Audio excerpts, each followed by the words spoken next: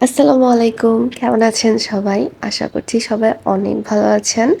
আজকে একটা খুবই সিম্পল বাট মিনিমাল দেখতে সুন্দর একটা কেকের ডেকোরেশন নিয়ে চলে আসলাম। এই কেকটা আপনারা Pinterest-এ অনেক দেখেছেন, আমি সিউর। তো আমার এই কেকটার ছিল ভ্যানিলা ময়েস্ট কেক। আর আমার কেকটা ছিল ১ কেজি ওজনের। তো যেহেতু একটু আগেই বললাম এটা ভ্যানিলা ময়েস্ট কেক ছিল। আর আমাদের ময়েস্ট কেকগুলো ইউজুয়ালি বাটার ক্রিম ফ্রস্টিং দিয়ে আমরা সার্ভ করে থাকি। তো কিন্তু যদি কেউ বাটার ক্রিমটা না পছন্দ করে থাকেন তাহলে আপনারা চাইলে ক্রিম চিজ ফ্রস্টিং কিংবা হুইপড ক্রিম ফ্রস্টিং অথবা গানাশ ফ্রস্টিং যে যেটা পছন্দ করেন আসলে ওভাবে ওভাবে নেওয়ার একটা অপশন আছে। তো এটাই, বাট ইউজুয়ালি ময়েস্ট কেকের সাথে বাটার ক্রিম ফ্রস্টিংটা ভালো যায়। তো আমি বাটার ক্রিম ফ্রস্টিংটাই ইউজ করছি। তো আমার কেকটার ডেকোরেশন অনুযায়ী কেকটা একটু ফ্ল্যাট রেখে করতে হতো। তো আমি কেকটাকে ৮ ইঞ্চি মোল্ডে ২ বারে বেক করি। ২ বারে বেক করার পর আমি ২টা স্লাইস করে ডিভাইড করি প্রত্যেকটা কেককে। টোটাল আমার এখানে ৪টা স্লাইস হয়।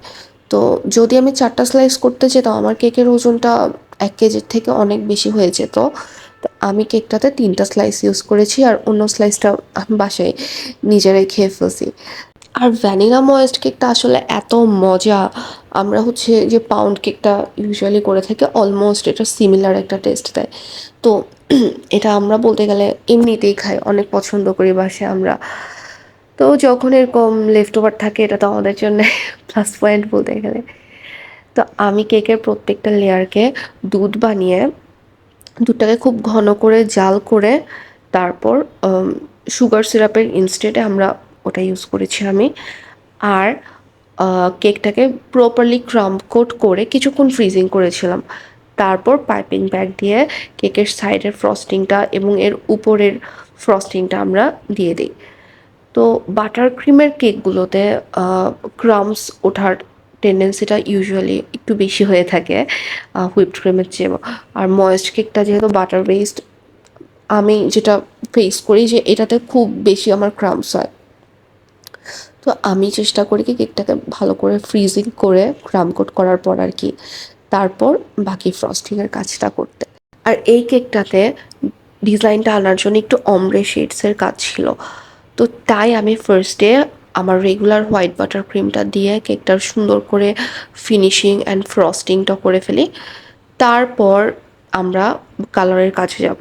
এভাবে করলে হয় কি আমাদের কালার্স খুব একটা বেশি ইউজ হয় না, মানে অল্পতেই আমাদের কাজ হয়ে যায়।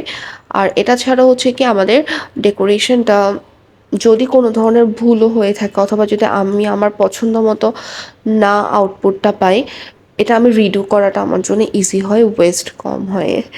তো সেম ওয়েতে আমি অল্প সামান্য বাটার ক্রিমের মধ্যে 1 ড্রপ ব্লু আর 1 ড্রপ গ্রিন ইউজ করেছি। এটা করে একদম হালকা প্যাস্টেল একটা শেড টার্কুইজ গ্রিন আনার চেষ্টা করেছি। এটা আসলে আমি জানি না আপনাদের কি মনে হচ্ছে, বাট আমি কিন্তু একদম খুবই সামান্য পরিমাণে কালার ইউজ করেছিলাম। আর সেকেন্ড কালারটা আনতে সেমভাবে আর একটু সামান্য বাটার ক্রিম নিয়ে এটাতে একটু সামান্য পরিমাণে ইয়েলো কালার নিয়ে আমি মিক্স করি। আর তারপর যেভাবে দেখতেই পাচ্ছেন এটা খুব ইজিলি আর দেখলেই বুঝবেন আসলে যে আমি কেকের সাইডে তারপর উপরে আমরা ফ্রস্টিংয়ের ২টা কালারটা ফার্স্টে আলাদা করে ইউজ করেছি। আলাদা করে দিয়ে তারপর কি যেই জায়গাগুলোতে কালারটা ম্যাচ হচ্ছিল ওই জায়গাগুলোতে একটু সামান্য পরিমাণে হোয়াইট বাটার ক্রিম দিয়ে তারপর এটাকে আমি কানেক্ট করে দিই। আর সামান্য পরিমাণে ট্রাই করবেন যে কি আপনি আপনার স্প্যাচুলা দিয়ে আগে একটু মিক্স করে নিতে। মিক্স করে নিলে ট্রানজিশনটা সুন্দর হয় আসলে। আমি জানি না আমার কথাটা বুঝতে পারছেন নাকি, বাট আমি এভাবেই করেছিলাম। তো যে একটা শেড থেকে অন্য শেডে যেতে যে মানে এটা দেখতে সুন্দর লাগে, মিক্স হয়ে যায় খুব সুন্দর করে। তো এই তো আমি কেকের উপর একটা রাইটিং ছিল ওইটা লিখি আর সামান্য পরিমাণে স্প্রিঙ্কলস অ্যাড করি। আর আমার কেকের ডেকোরেশন কিন্তু শেষ। কেমন হয়েছে জানাবেন অবশ্যই। আর সামনে কোন ধরনের টিউটোরিয়াল দেখতে পছন্দ করবেন ওটাও কমেন্টে জানাতে পারেন। আসসালামু আলাইকুম সবাইকে, ধন্যবাদ।